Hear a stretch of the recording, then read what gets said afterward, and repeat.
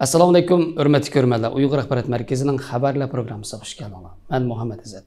Bugun juma. Tövəndəki xabarlarimizning tafsilotida bo'lsin. Muhacirat yaşayotgan Ömer İmin Efendimning lager facialaridan Ocherik va hikoyalar nomli kitoblar to'plamining 3-qismi Uyg'ur yozuvchilar nashriyat tomonidan nashr qilinib tarqatilgan. Germaniyada yaşayotgan Ömer İmin Efendim Sharq Turkistonning Aqsu viloyati To'qson aysidan bo'lib 1995-yili tunji muhacirat hayotini boshlagan. Ömer İmin Efendim tunji safarni Turkiyaga qilgan bo'lib, Turkiyada qisqa bir mezgil turgandan keyin O'rta Osiyoga borgan. O'rta Osiyoda bir mezgil yashagandan keyin ming bir tasda Germaniyaga kelib o'tiraqlashgan. Ömer İmin Efendim Germaniyaga kelgandan keyin bir tarafdan o'qib, yana bir tarafdan ishlab, ham Uyg'ur xalqi uchun berilgan faoliyatlarga aktiv qatnashib kelgan. Shundaqla o'zining insoniy majburiyatini ado qilish maqsadida qo'li qalam ilib, Uyg'ur xalqi uchun bir necha muhim asarlarni ro'yobga chiqargan.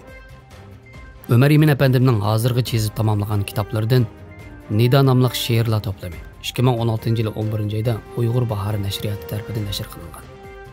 Manzilim nomli she'rlar va nasrlar to'plami 2021-yili Dunyo Uyg'ur yozuvchilar uyushmasi tomonidan nashr qilingan. Lager facialaridan Ocherik va hikoyalar to'plamidan Fani dunyodagi do'zax nomli kitobi Dunyo Uyg'ur yozuvchilar uyushmasi tomonidan nashr qilingan. Lager facialaridan Ocherik va hikoyalar to'plamidan Ota-onam nada nomli ikkinchi kitobi Uyg'ur yozuvchilar nashriyati tomonidan nashr qilingan. Lager facialaridan Ocherik va hikoyalar to'plamidan Oilamdagilar nada nomli 3-kitobi Uyg'ur yozuvchilar nashriyati tomonidan nashr qilingan. Bu kitoblar Ömer İmin Efendimning hozirgacha tamomlagan ajr mevalarining bir qismi bo'lib, Ömer İmin Efendim Uyg'ur tor televiziyasi kanalida qilingan ziyoratida o'zining buningdan keyin texmi yaxshi, mo'l mazmunli asarlarni yozib xalqqa sunish bilan birlikda o'zining buningdan keyingi asarlarida Uyg'ur xalqi uchirgan erkiy qirg'inchilikni texmi konkretlashtirib yozib chiqib, dunyo xalqiga o'z qalam orqali anlatadiganligini bildirgan. Xitoy Markaz xabar to'rining 9-oyning 6-kunidagi xabarda bildirilishicha, Xitoy hukumatı yaqinda Sharq Turkistonning Aqsu viloyatining jo'grafiyalik sonliq ma'lumot mulozimat supsi qurilish turini muvaffaqiyatli tamomlagan. Bu tur Sharq Turkistondagi tunji jo'grafiyalik uchur sonliq ma'lumot ombarining muvaffaqiyatli tamomlanganligidan darak bergan.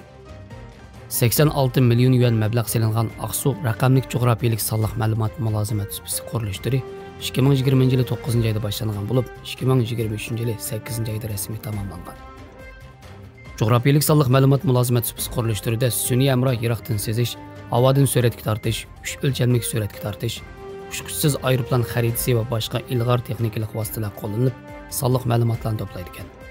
Bu tür butkul Aqsu rayoni uchun birlik kelgan jo'grafiyalik bo'shliq vaqtliq uchur saqlash cho'ng sonliq ma'lumot markazi bo'lib, Xitoy bu texnika orqali Sharq Turkistonni umumyuzlik nazorat qilishni ishga oshirdi ekan.